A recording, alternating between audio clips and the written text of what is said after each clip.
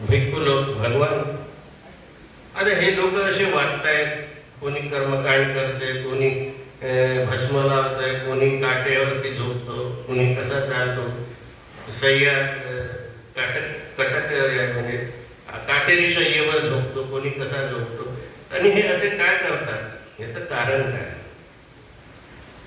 हे यांना काहीतरी प्राप्ती झाली आहे का? यांना निर्वाण प्राप्त झाला आहे का? नाही. मग आता हे समजावून कसं सांगणार भगवान? मग ते एखादी गोष्ट सांगणार, मग एखाद्या ससेची गोष्ट सांगणार. तो एक ससा होता, तो बेलाच्या झाडाखाली राहत होता, आहे की नाही, आणि विचार करत होता की हे पृथ्वी उलटी झाली तर माझं काय होईल.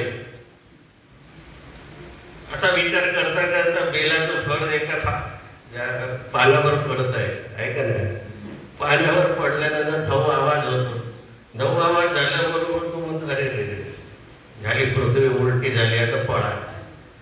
तो पडायला लागतो, नंतर दुसरा ससा पडायला लागतो, तिसरा पडायला लागतो, चौथा, असे हजारो ससे पडतात. मग हरिण पडते, सगळे प्राणी पडायला लागतात. बोधिसत्व येतो सिंह आणि म्हणतो अरे तुम्ही का पडता? नाही नाही, चला पडा पडा, उलटी झाली पृथ्वी, चला पृथ्वी उलटी झाली.